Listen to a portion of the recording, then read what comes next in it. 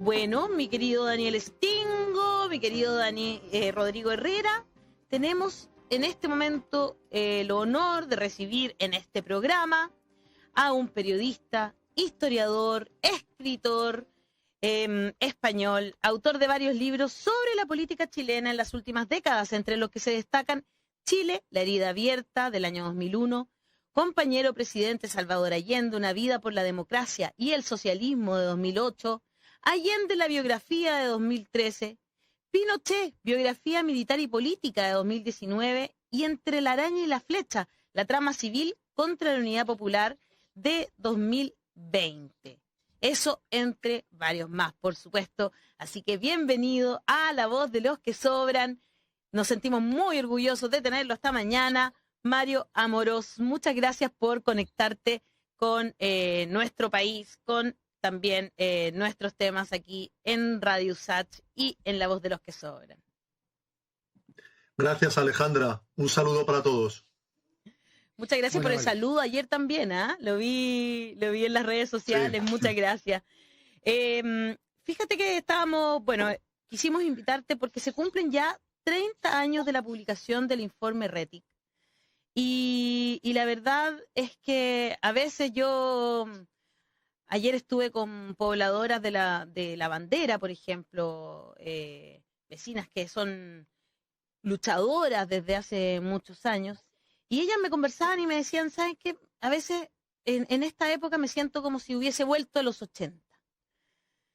Y la pregunta del millón entonces, a 30 años del informe Rettig, es ¿cómo ves tú Chile ahora? ¿También tienes esa sensación como que si hubiésemos avanzado muy poco en esa justicia, en entregar reparación, justicia a las víctimas de las violaciones a los derechos humanos? Bueno, gracias por la invitación. Es un gusto conversar con ustedes. Yo diría que Chile ha avanzado bastante y es mérito de toda la gente que luchó durante la dictadura desde los años 70. Cuando yo era un joven estudiante en Barcelona, leía documentos de la agrupación de familiares de detenidos desaparecidos del año 74, 75. Hubo mucha gente que se jugó la vida por defender la vida en Chile. Esas mujeres valientes, porque fueron mujeres sobre todo, las hermanas, las hijas, las esposas de los desaparecidos, de los ejecutados políticos, fueron las que levantaron esa bandera de los derechos humanos que fue decisiva para derrotar a Pinochet el año 88, 89. Y ese legado ético permitió que el informe Rettig saliera adelante por encargo del presidente Elwin a la comisión Rettig. Fue un primer paso importante, pero también es verdad que hubo un intento de cerrar los casos de derechos humanos en los 90. Hubo negociaciones entre la entonces Concertación y la derecha, y todo cambia primero con la querella que presentó el Partido Comunista en nombre de Gladys Marín contra Pinochet y sobre todo con la detención de Pinochet en Londres. Eso cambió la historia de Chile porque abrió paso definitivamente a los juicios de derechos humanos. Les hablo de un país que tiene, se estiman por las organizaciones de derechos humanos, más de 100.000 desaparecidos de la guerra civil y la posguerra en las cunetas, en fosas comunes clandestinas, donde no hay un solo torturador franquista en las cárceles, donde reina una impunidad absoluta. En España sabemos lo que es la impunidad. En Chile, producto de esa lucha tan valiente, ha habido avances muy importantes. El informe Rettig fue un hito ahora hace 30 años y después las posteriores condenas. Y yo creo que sí que hay algo valioso en Chile y es un sentimiento mayoritariamente compartido por la ciudadanía de rechazo a la dictadura del general Pinochet. Recordemos cómo yo estaba en Chile hace año y medio cuando tuvo que dimitir el ministro Mauricio Rojas por aquello que dijo, que se supo que había dicho contra el Museo de la Memoria, ¿no? Claro. El rechazo que hubo fue tan fuerte que fue capaz de forzar a dimitir al ministro, no podía ser como ministro de Cultura, ¿no? Es producto de ese trabajo de educación, de memoria, de tanta gente, de tantas organizaciones sociales. En Chile se ha avanzado mucho. Obviamente siempre va a quedar cosas pendientes, ahí está Punta Peuco, ¿no? Y tantas otras cosas, la impunidad, no solo de los represores armados, sino también la impunidad de los civiles que han pasado de rositas por esta historia, ¿no? Pero Chile ha avanzado mucho y es mérito, sobre todo, de la izquierda y las organizaciones de derechos humanos. En ese contexto yo tengo una pregunta para usted que tiene que ver también con algo de la contingencia. Yo creo que una de las cosas que ha faltado, hoy día uno observa con mirada más crítica todo lo que ocurrió en los 90, está todavía muy vigente esa frase de Patricio Aylwin, la verdad y la justicia en la medida de lo posible, como una muestra de ceder, de abdicar ante la búsqueda de justicia, pero también ha habido una negativa cerrada, particularmente del ejército, pero en realidad de todas las Fuerzas Armadas, a hacer un mínimo mea culpa. Y recientemente volvió a remecerse las conciencias de muchos con un comunicado que emite el ejército a partir de la situación que ocurrió en la estatua del general Baquedano, ahí en Plaza de la Dignidad, donde trata de antichilenos a los que han pintado este monumento o lo prendieron con fuego y algo de benzina el otro día. ¿Cómo podemos entender que el ejército continúe con este tipo de lenguaje y vuelva a, de cierta manera, a victimizar? Porque asusta lo que dice el ejército. Cuando ellos dicen antichileno, la última vez que ocuparon ese término desaparecieron 3.000. Entonces, es complicado para una persona mínimamente razonable entender esa postura cerrada de esa parte del cuerpo social de Chile. Sí, realmente sigo pendiente de Chile, las noticias, ¿verdad? Y supe de ese comunicado del ejército y las reacciones que hubo, recordando al ejército que si hubo un monumento en Chile que fue maltratado fue el Palacio de la Moneda el 11 de septiembre del año 73, ¿no? Claro. Bueno, falta mucho para que Chile tenga unas Fuerzas Armadas democráticas. Durante años en mis viajes uno oía que a los carabineros les daban curso de derechos humanos, etcétera, y todos sabemos lo que pasó frente a la rebelión del año 2019, ¿no?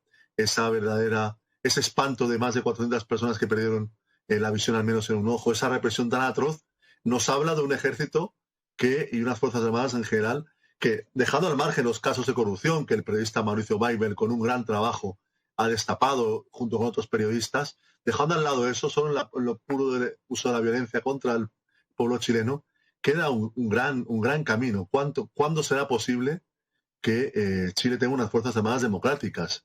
Como por otra parte en su momento intentaron el general Prats o el general Bachelet.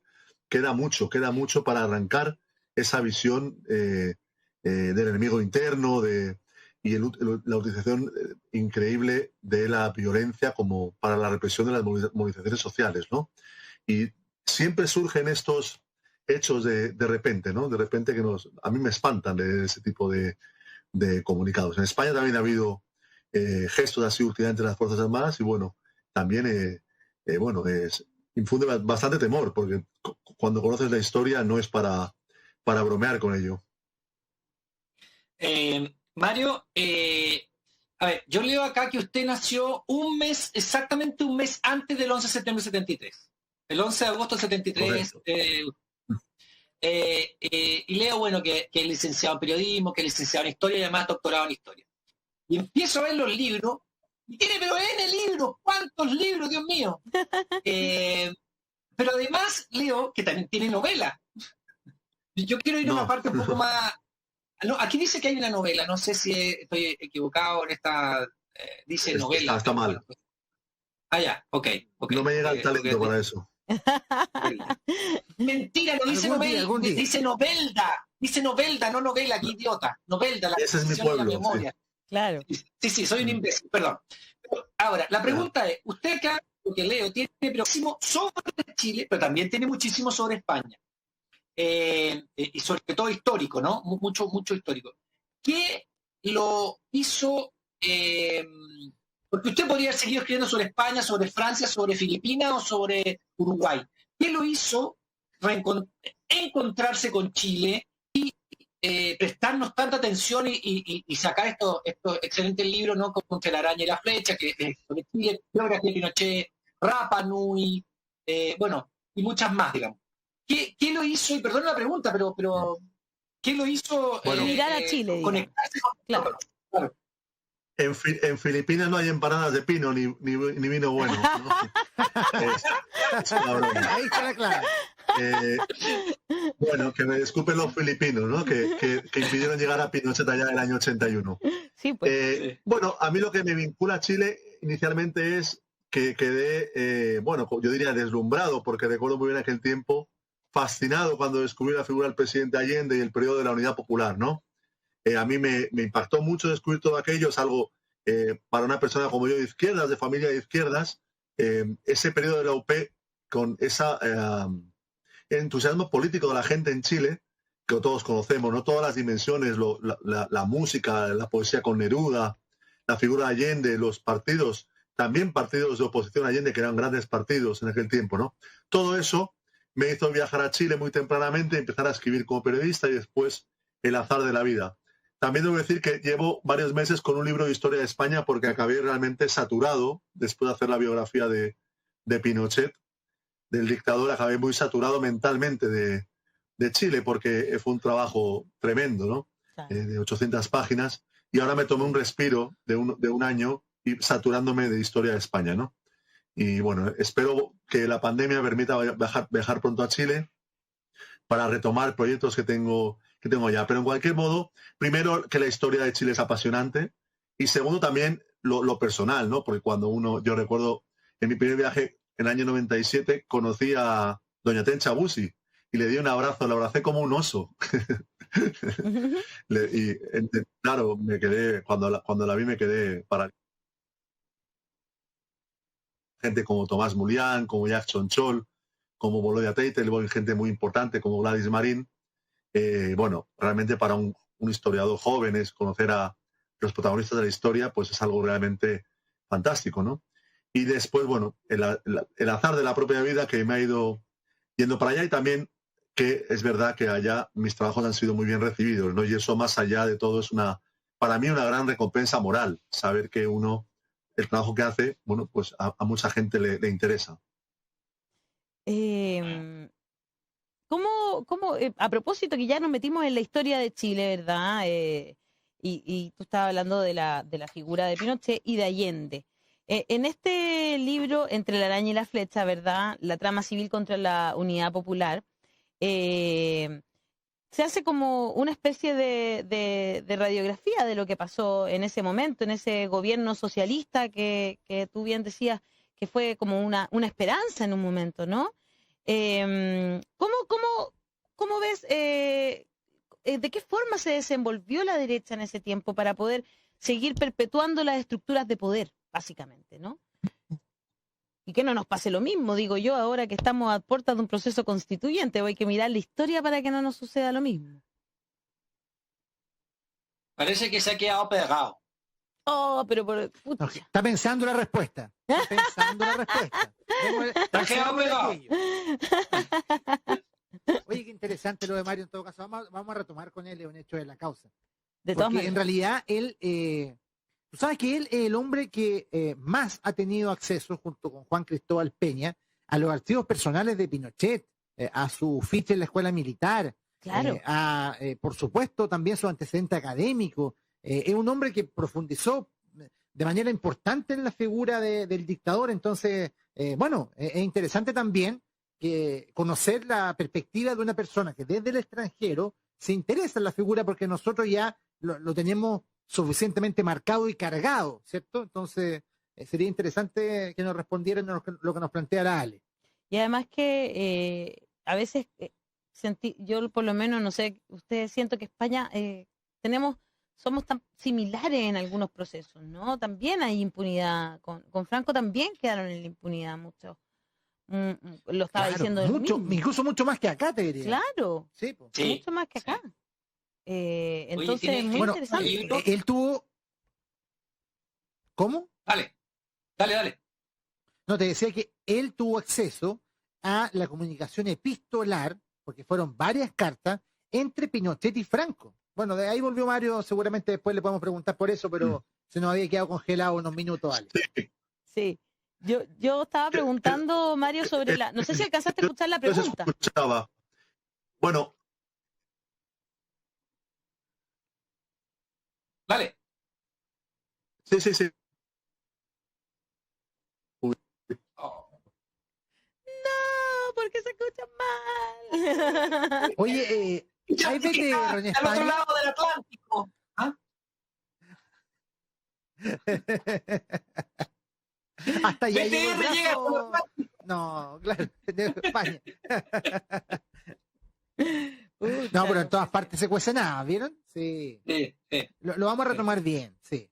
Sí, Bueno, pero interesante esto de la comunicación. ¿Qué se habrá dicho entre Franco y Pinochet? Imagínate. Bueno, las barbaridades que se habrán escrito. claro. No, además ha escrito sobre Argentina, digamos un poco, escribió Argentina contra Franco, el gran desafío a la impunidad de la dictadura.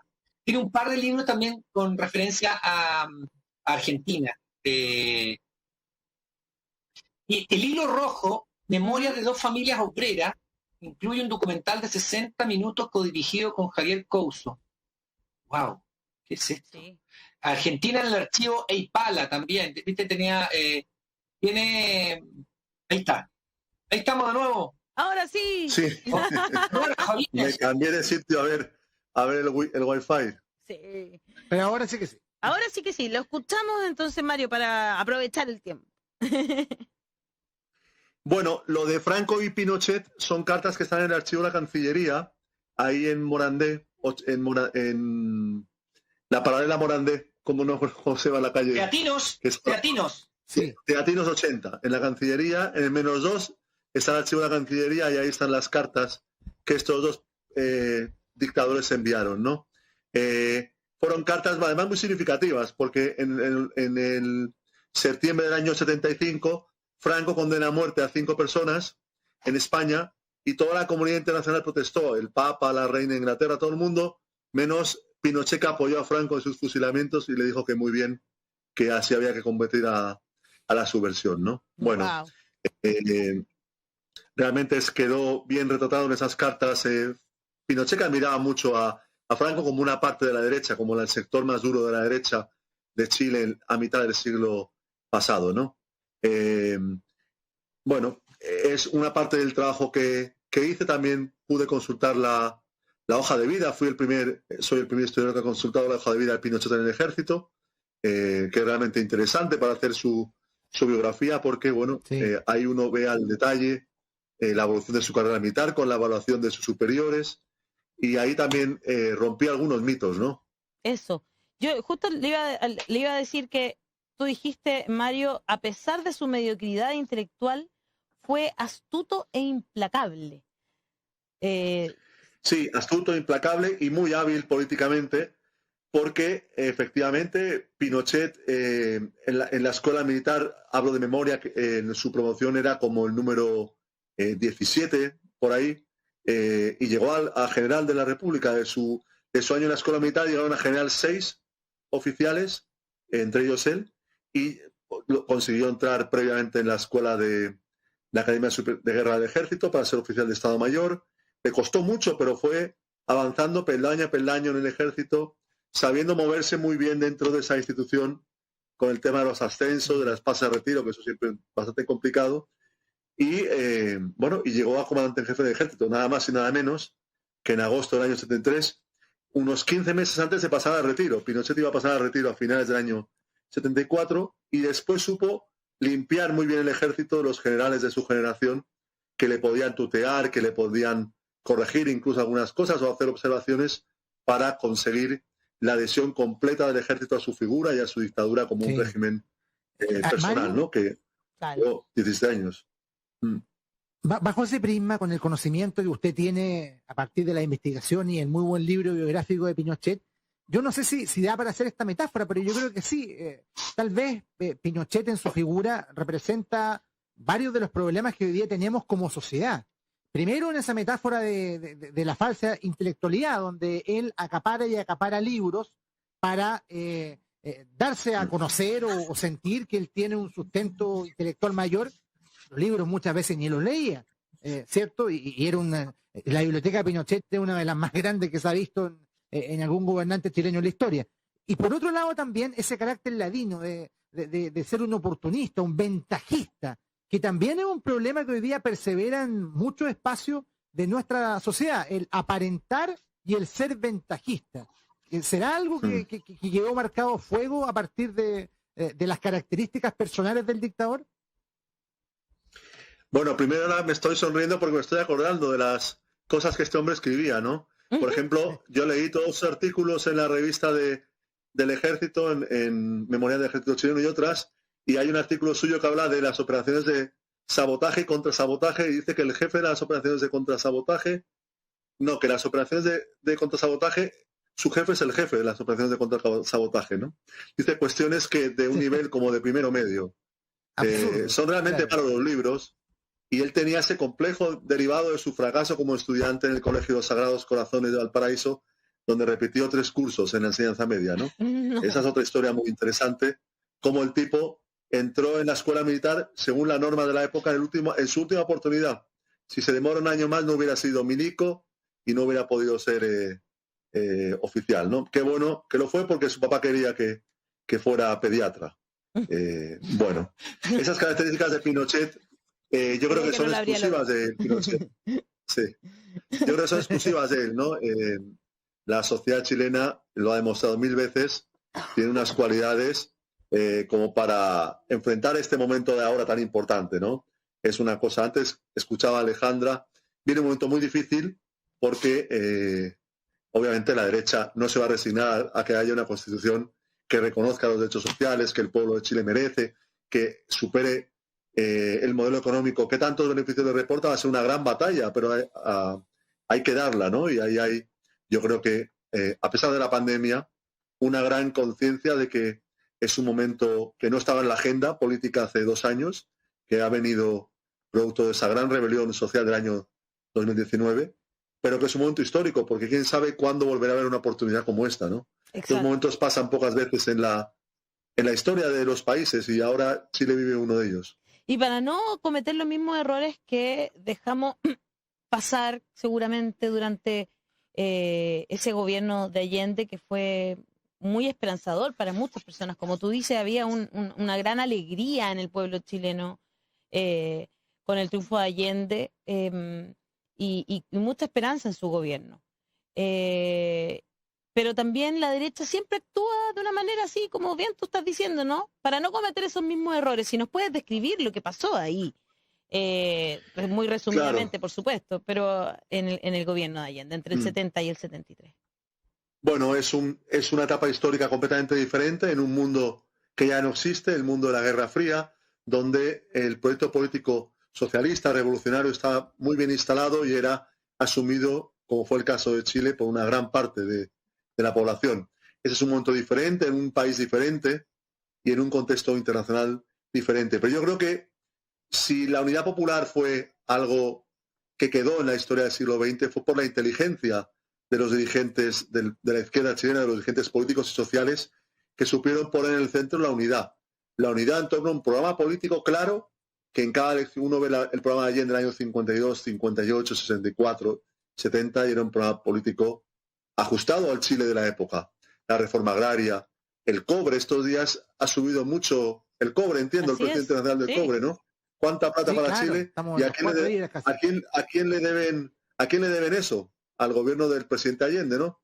Que nacionalizó la gran minería del cobre y que todavía hoy sigue siendo el sueldo de Chile. Por tanto, esa unidad y esa inteligencia política para poner en el centro lo importante, que es ganar los representantes suficientes a la Convención Constituyente, ganar los municipios y las concejalías, extender la movilización a las calles en torno a esas propuestas y pensar colectivamente ¿qué Chile quieren los chilenos? Y eso que le da miedo a la derecha, porque creen que va a ser poco menos que la toma del Palacio de Invierno, que las tonterías que dicen. Bueno, pues es un bello desafío. Por primera vez en medio siglo, Chile tiene la oportunidad de, en democracia, debatir cuál es el país que quieren dejar ustedes a sus hijos y a las generaciones futuras, ¿no? Y no puede ser este país donde ustedes mejor que yo saben todas las injusticias que hay en la sanidad, en la educación superior, los abusos, el lucro, en todo, la falta de derechos sociales. Bueno, pues es un gran desafío, ¿no? Y yo creo que ahí la unidad de todo ese magma de personas que salieron a las calles antes de la pandemia, en la rebelión del año 19, que conmovió al mundo, ¿no? Ver esos millones de chilenos en las calles unidos, cantando el derecho de vivir en paz de Víctor Jara, ¿no? Que fueron imágenes que dieron la vuelta al mundo y que a los que no conocen Chile o no les impresionó mucho, ¿no? Sí, fue muy hermoso y muy emocionante también para los que estuvimos ahí.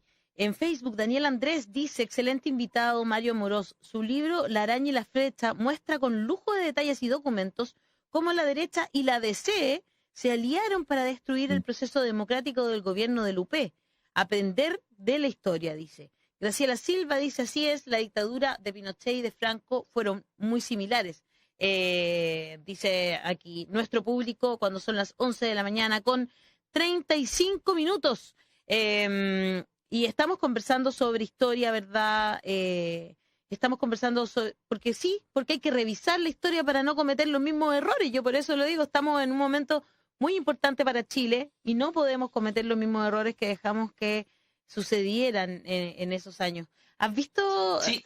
Estás muy enterado de la actualidad chilena, Mario, ¿verdad? Entra nomás, Daniel. Sí, no, quería preguntarle, porque yo estoy impresionado con los libros de don Mario. Usted escribió un libro sobre Rapa Nui, una haría en el océano. ¿Qué lo llevó a escribir sobre Rapa Nui? Y la otra, y entonces usted me dirá, pero... Y por otro lado escribió un libro sobre Miguel Enríquez, que es un hombre en la estrella. Son libros sobre Chile, sobre procesos chilenos, sobre personas chilenas, pero son libros muy distintos. Uno que se refiere a Rapa Nui, el mito, no sé si es mito o no, eso de que se quisieran vendérselo a los nazis, y la historia de Miguel Enríquez, que como ustedes deben saber, el hijo de él ha sido candidato acá a presidente más de una vez, digamos. Entonces, estos dos libros como que... Sí, el Meo, sí, ya. Marcos, buen amigo mío, sí. Sí, también lo conozco. Por eso, son como dos temáticas, perdón, que tan distintas, y sobre todo me impresiona lo del Rapa Nui. ¿Por qué? Bueno, lo de Rapa Nui sí que llama más la atención porque la biografía de Miguel Enríquez es historia política de Chile, que es un poco mi especialidad, ¿no?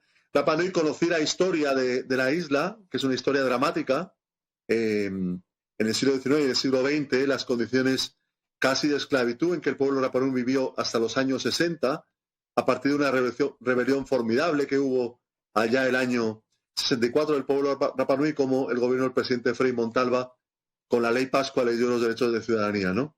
Fue muy viajé a la isla, conocí los archivos donde hay documentación sobre el pueblo Rapa Nui, y bueno, escribí ese libro lo lancé en el año 2018, y fue un trabajo muy bonito, ¿no? Diferente, seguramente, pero también entiende, fíjate que yo había leído que en los años 30, Marmaduke Grove, Elías Laferte, los líderes de la izquierda en los años 20 y 30 en Chile, eran deportados, desterrados a Rapa Nui.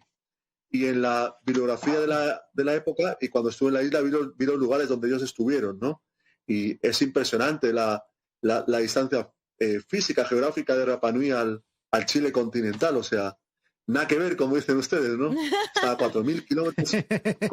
¿Cómo Rapa Nui pertenece a Chile, ¿no? Y ahora mi hijo, que está estudiando historia del siglo XIX, yo le explicaba que hay que entender en el juego de las potencias imperialistas del siglo XIX, Francia sobre todo, no se interesó por la isla. No les daban, a pesar de que los sacerdotes llegaron de Valparaíso, de los Sagrados Corazones, a evangelizar, entre comillas, Rapa Nui, no quisieron asumir la tutela de Isla de Pascua, tampoco los británicos, y bueno, fue aquel marino chileno, el que, Policarpo Toro, el que, acordó con los jefes Rapa Nuis la incorporación a Chile, y ahí comienza una historia de explotación brutal del pueblo Rapa Nui, ¿no? Como estancia ovejera, una historia muy impresionante que yo no sé si es tan conocida en Chile, ¿no? Y lo que explica también ciertos recelos que actualmente perduran, ¿no? Aquí tenemos más comentarios del público a esta hora, los voy a leer porque hay harto comentario, fíjate. En YouTube dice Maritza Andrade, Allende, por nacionalizar el cobre, se ganó que los yanquis compraran a los milicos para derribarlo. Edison Viedma, gracias a Allende tenemos cobre chilenos, pero en dictadura, por ley, sacan un porcentaje para las Fuerzas Armadas. Y bastante menos nos queda de ese, de decir que el sueldo de Chile, que sigue siéndolo de cierta manera, pero harto nos sacan también. Armónica Buenaventura dice, debemos defender a Jadwe, pero no basta con llenar las calles. Bruno Leiva, el Chicho, un visionario, nacionalización del cobre, la leche que se entrega a uno en los consultorios, un largo etcétera. Gloria Galvez dice, el medio litro de leche diario para cada niño fue una realidad maravillosa. viví todos los cambios que se alcanzaron a hacer a concho y feliz. Mario Edwin Recabal dice, el problema es que tenemos una clase empresarial, dejo afuera a todos los emprendedores y alguna que otra excepción, floja, corrupta y sin ética. No sabe o no quiere darle valor a lo que explotan. Pedro Miranda, la derecha no tiene proyecto político más que el orden y la seguridad. Y a través del Twitter, Pelu Iriarte dice, qué bueno que hablan del trabajo de Peña Fletcher, que es Juan Cristóbal Peña, digamos, sobre Pinochet. Juan Cristóbal Peña, claro. El autor de Los Fusileros y de la Biblioteca Pinochet. Exactamente. El padre de mi hijo mayor. Con Mario Morós, uno de los últimos biógrafos. Está bueno el programa de Los que Sobran, lo recomiendan. A mí también me parece muy apasionante revisar la historia, ¿verdad? De nuestro país de los últimos 40, 50 años, ¿verdad?